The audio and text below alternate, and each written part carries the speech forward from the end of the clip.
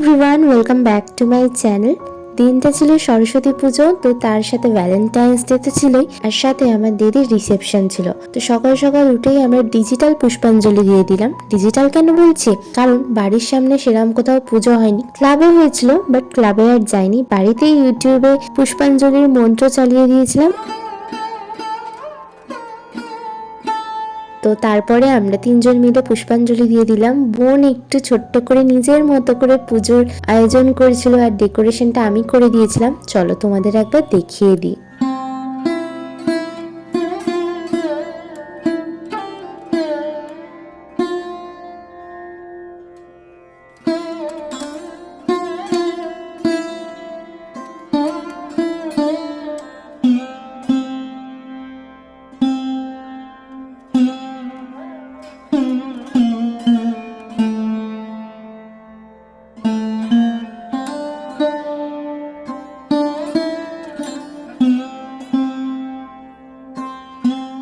তো এই ছিল আমাদের ছোট্ট করে পুজোর সেট আপ। ওর ইচ্ছে ছিল ওর বইয়ের পাশেই ঠাকুরকে রাখবে, তো ও রেখেছে। স্নান করে আমি তাড়াতাড়ি পুষ্পাঞ্জলি দিয়ে দিয়েছিলাম, কারণ আমি রেডি হওয়ার সময় পাইনি।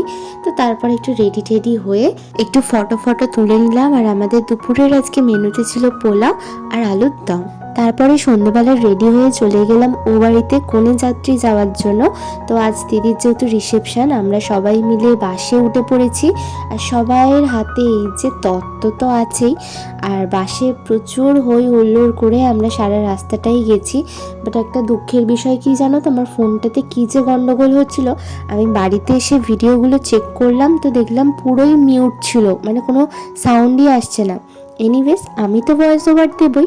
তো আমাদের বাড়ি থেকে দিদির বাড়ি দূরত্ব 40 মিনিটের মতন। তো আমরা বাসে হই হুল্লোড় করতে করতে প্রায় পৌঁছে গেছি। আর এদিকে তত্ত্ব নিয়ে নেমেও পড়েছি। কোনি যাত্রায় দুটো বাস করা হয়েছিল, তো আমাদের বাসটা আগে চলে এসেছে। তো চলো আমরা সবাই ভেন্যুতে যাই, আর একটা বাস এক্ষুনি চলে আসবে।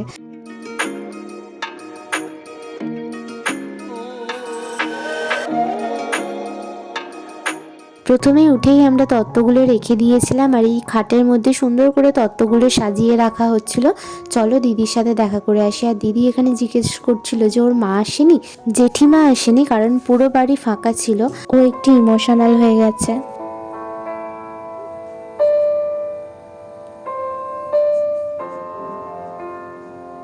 আর এই যে দেখো, পিছনে হচ্ছে সুযোগের সৎ ব্যবহার, ফটাফট ছবি উঠছে।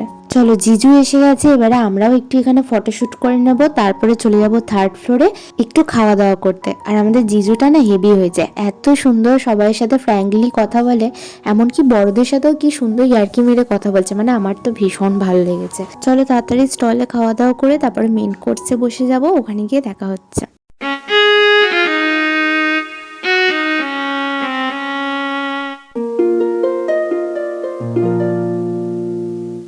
তারপরে আমরা ডিনার করতে উপরে এসে গেছি। আর এইদিকে আমি একটু ঢং করছিলাম।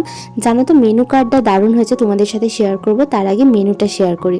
প্রথমেই ছিল কড়াইশুঁটির কচুরি, সাথে ছিল চানা মশালা, তারপরে ছিল স্টাফ আলুর দম, সাথে ছিল ফিশ ফিঙ্গার, যেটা আমি দুটো নিয়ে নিয়েছি। যাই হোক, তারপরে এসে গিয়েছিল আমাদের ফ্রাইড রাইস আর চিকেন কারি, এটাও ঠিকঠাকই ছিল। দেন চলে এসেছিল চাটনি, সাথে পাঁপড় তো আছেই। আর এরপরে চলে এসেছিল কমলা ভোগ, আর সাথে ছিল নলেন গুড়ের সন্দেশ। দাঁড়াও মেনু কার্ডটা দেখাই। এই হলো মেনু কার্ড। তারপরে আমরা নিচে গিয়ে একটু ফটোশ্যুট করে নিলাম। তো আজকের ব্লগটা আমি এখানেই এন্ড করলাম। দেখা হচ্ছে খুব তাড়াতাড়ি আরও একটা নতুন ব্লগে। Till then, take care, by.